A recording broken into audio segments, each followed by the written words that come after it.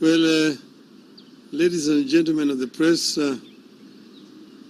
today we want to talk about the Division of Revenue Amendment Bill. And we are saying that MPs plotting power grab in the Division of Revenue Amendment Bill. A major standoff is currently underway in the country, pitting our two houses of parliament, the National Assembly and the Senate, against each other. On the surface, this standoff is about the Division of Revenue Amendment Bill 2024. The hidden reality, however, is that this standoff is about a power grab and an assault on the Constitution that members of the National Assembly want to execute, and which will amount to a cruel betrayal of the people and an overhaul of our structure of governance. This development has been brewing for some time since the coming of the National Government Constituency Development Fund and the National Government Affirmative Action Fund, which are in the hands of members of the National Assembly. These funds give MPs the power to conceive, implement projects, and oversight them at the same time. Having managed to entrench this anomaly, members of the National Assembly are now attempting to determine the amount of money counties get, despite the clear constitutional provisions on the revenue sharing. The members of the National Assembly are also scheming to dip their fingers into more executive projects like Road Maintenance Levy Fund at the National Constituency level, in addition to the National Government Constituency Development Fund and the National Government Affirmative Action Fund. The Constitution assigns 3 roles to members of Parliament, and this is universal. 1, representation; 2, legislation; and 3, oversight. I repeat, representation, legislation, and oversight, period. Execution or implementation of programs has never been and can never be the job of members of Parliament without creating a serious accountability crisis in our governance system to the detriment of us all. Parliament makes laws and ensures that the laws are implemented and followed. It is against this backdrop that I find the ongoing standoff between our two houses of Parliament over division of revenue extremely scary, unhelpful, and unnecessary. The Constitution we promulgated in 2010 guides the way the government and our country works. It divides the government into 3 parts, each with the power to keep the other parts under control. It further creates 2 levels of government: the national government and 47 county governments. The 3 parts you know: the executive, the legislature, and the judiciary.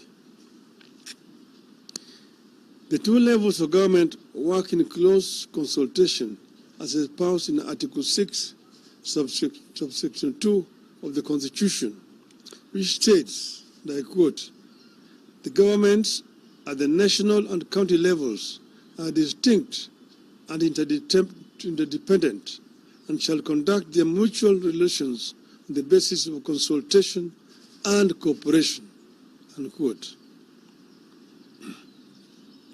Now, because MPs want to have their way with the abrogation of the Constitution and getting their pound of the flesh with regard to NGCDF, the Senate and the National Assembly are unable to agree on something the law is so clear about: sharing of the revenue between the national government and the county governments.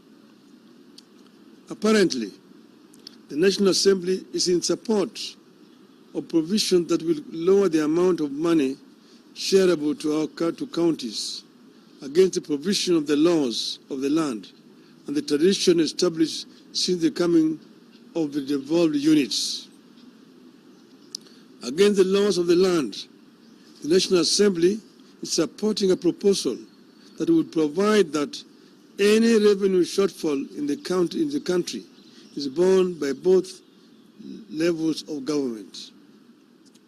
The result of this unhelpful and unnecessary deadlock is that the operations of the already strained devolved units are moving towards a standstill, with critical services in jeopardy.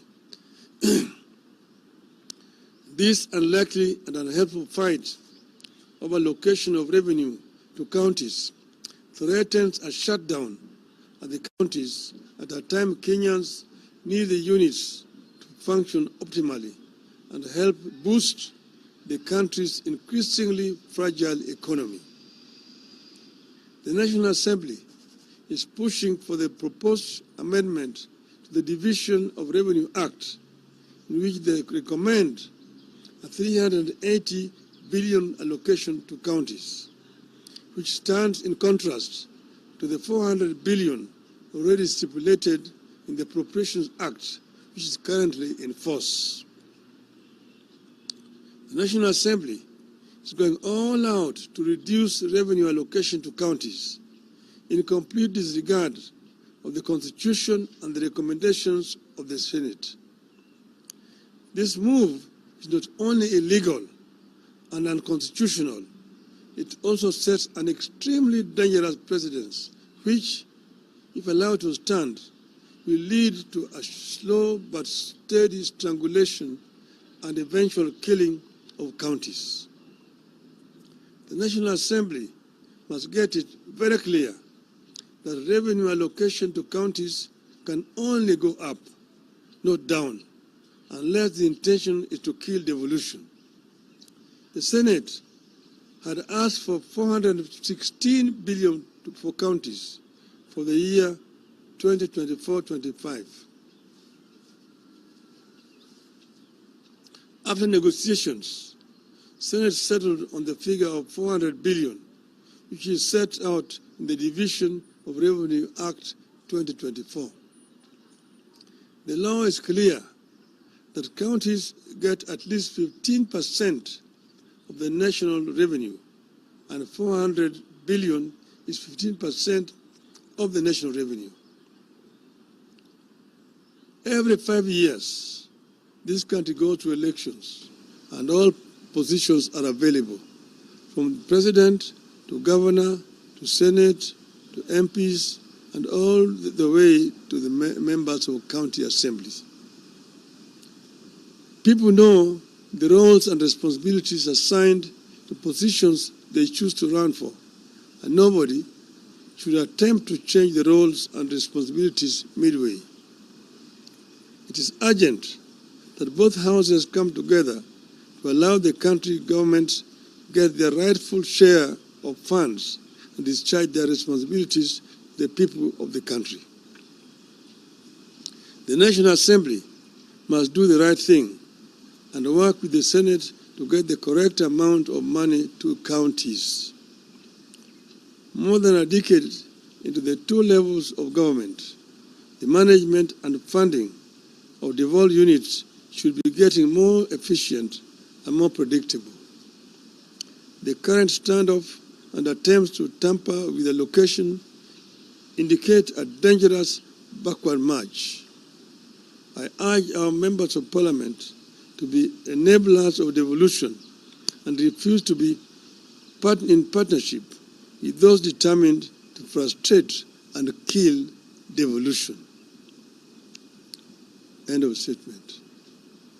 But I may just add, off the cuff, that devolution that we came up with has got many enemies. Many people do not want devolution to work in this country. You know, we had put in the Constitution a minimum of 15%, but it does not have to be the minimum. It can go higher up. That's why in the BBI we had wanted to raise it to a minimum of 35%. For your information, in a country like Nigeria, which devolved a three-tier, the local governments get 20% of the revenue. The state government get 35%. The federal government gets 45%.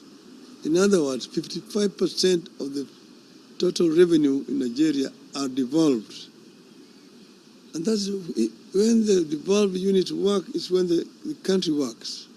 It is in the interest of the national government to release more resources to the counties. That is when this country is going to be properly run. Because there are several devolved functions like health, like agriculture, and part of infrastructure, which is not working properly because resources are not going down to the counties.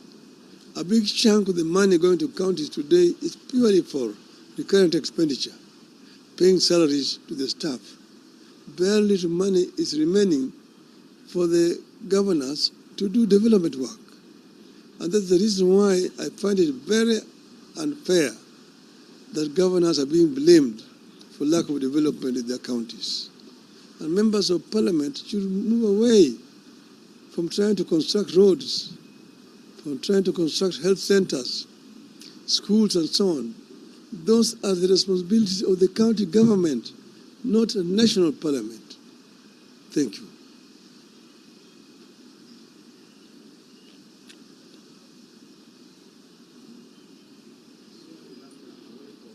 No, only this subject.